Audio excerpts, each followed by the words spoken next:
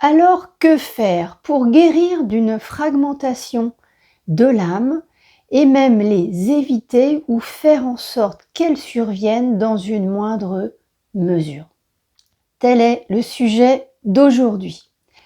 Alors comme on l'a vu précédemment, au cours de ces vies successives, une âme qui a été exposée à des traumas a pu se fragmenter en induisant de lourdes incidences pour l'être dans la vie concernée, mais également pour les êtres qui ont suivi dans les incarnations d'après. Donc dans la vidéo précédente, nous avons vu ce qu'est précisément une fragmentation de l'âme, comment elle s'opère et quelles sont les incidences de ce processus. Eh bien, je vous propose aujourd'hui de continuer à explorer ce processus de la fragmentation de l'âme en 3 points clés. D'abord, est-ce que la fragmentation est évitable? Si oui, comment? Sinon, pourquoi? Ensuite, comment guérir de la fragmentation de l'âme? Parce que oui, c'est possible. Et est-ce que c'est un processus naturel ou un processus forcé ou les deux? Et enfin, quel est le message des guides à notre intention concernant la fragmentation de l'âme? Alors, bonjour, Stéphanie, bienvenue sur la chaîne Les Pansements de l'âme, une chaîne pour t'accompagner sur le chemin de guérison de ton âme. Alors, l'ensemble des éléments de cette vidéo a été canalisé à partir des archives akashiques. Je restitue donc ce que j'ai reçu, à chacun d'exercer son libre arbitre et son discernement. Et maintenant, rentrons pleinement dans le sujet. Alors, premier point, la fragmentation de l'âme est-elle un processus évitable? Si oui, comment? Sinon, pourquoi? Alors, plus l'âme aura eu des élévations et plus elle sera expérimentée, c'est-à-dire en réalité, plus elle aura de vie à son actif et plus elle saura gérer les situations traumatiques qu'elle pourra rencontrer. Et en conséquence, moins elle se fragmentera. Car elle sera résiliente, elle saura prendre du recul et elle ne prendra pas tout pour elle. Donc, une vieille âme ne se fragmente plus, ou tout du moins, elle a moins de risques de se fragmenter.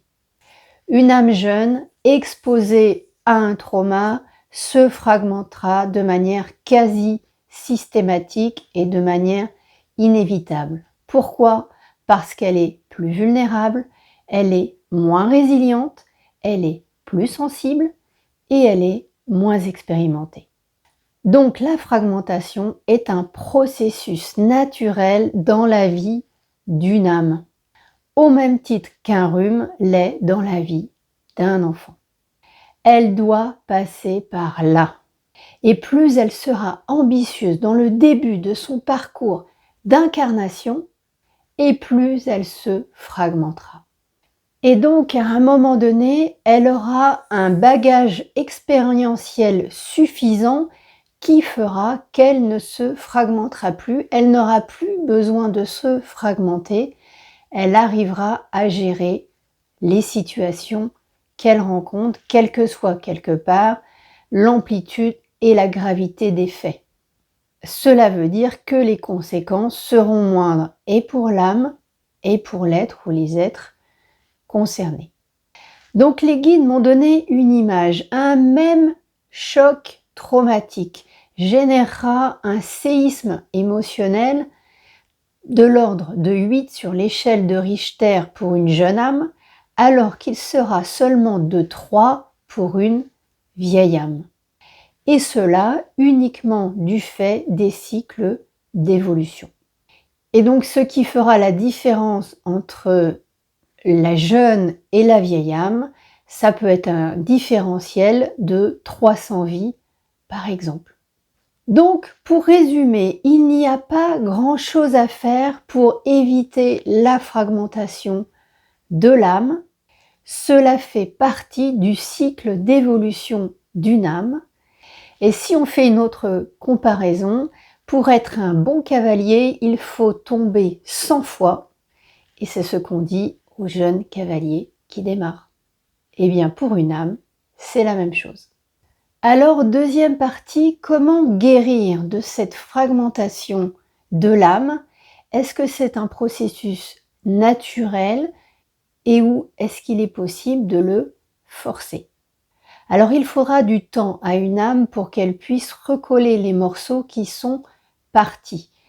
Parce qu'il lui faudra être en capacité, si elle était exposée au même trauma, de pouvoir cette fois-ci le gérer de manière adéquate sans se fragmenter.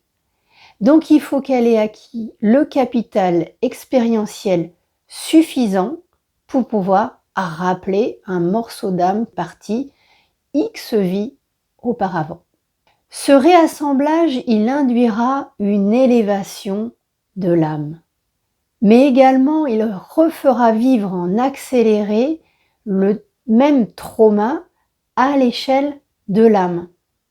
Alors l'être lui-même ne revivra pas ce trauma qui ne le concerne pas puisqu'il est lié à une vie antérieure, mais pour autant, au moment où se fera cette récupération d'âme, l'être en subira les effets et cela pourra être inconfortable pour lui le temps de l'assimilation.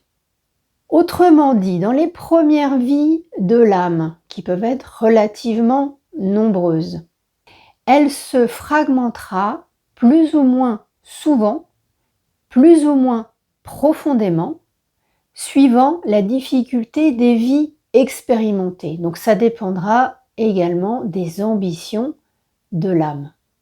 Puis l'âme se reconstituera plus ou moins vite. Il faudra pour cela qu'elle ait acquis les compétences adéquates pour le faire. Et à ce moment-là, elle se reconstituera en transcendant une à une ses blessures, récupérant alors les morceaux perdus, les assimilant plus ou moins facilement et bénéficiant d'âme une fois le processus abouti. Si elle rappelle un morceau de son âme et qu'il est trop tôt pour le faire, qu'elle n'arrive pas à assimiler ce morceau, eh bien elle devra accepter de le faire repartir et d'attendre d'être prête pour le rappeler et l'assimiler. C'est-à-dire qu'elle devra être suffisamment mûre et résiliente pour transcender ce trauma en question. Alors ces situations de rappel à des moments qui ne sont pas justes seront particulièrement inconfortables pour l'être, mais cela fera avancer sa maturité, cela ne sera donc pas inutile. Alors concrètement, cette récupération d'âme, elle a lieu naturellement dans une approche multivie et un cycle de plusieurs vies peut être nécessaire pour ne récupérer qu'un seul morceau d'âme, et ce de manière naturelle. Alors des processus holistiques sont possibles, mais attention à œuvrer en sécurité. Le dosage est nécessaire et la prudence également. Alors il y a des processus chamaniques qui sont particulièrement efficaces sur le sujet et il est possible également, via les archives akashiques, de le faire. La demande et l'investissement de l'être seront indispensables à la réussite de ce processus. Et parce qu'en étant conscient des enjeux qui se jouent pour lui et pour son âme, il pourra plus facilement accepter l'inconfort qui découle de la phase d'intégration. Et les bénéfices seront également pour l'être puisqu'il y aura une élévation d'âme qui profitera également à l'individu. Alors troisième et dernier point, quels sont les messages des guides concernant ce sujet de la fragmentation de l'âme? Ils nous disent que la période est particulièrement propice à la récupération de fragments d'âme. En effet, le niveau de fréquence de la Terre est soutenant et accélère les assimilations et les guérisons associées. Aux êtres qui conscientiseront de le faire, il est conseillé de passer à l'acte et de procéder à ces récupérations. Ces élévations d'âme favorisent l'élévation et soutiennent le collectif. Donc soyez courageux et déterminés. Voilà pour les enseignements et donc cette deuxième partie sur la fragmentation de l'âme. À savoir que je procède actuellement à des récupérations de fragments d'âme pour ce qui me concerne. Et donc, si vous êtes intéressé, je pourrai en témoigner ultérieurement. Alors, je vous remercie de votre assiduité. Je suis vraiment très contente de pouvoir animer cette communauté qui est en train de grandir. Et je vous dis à très bientôt!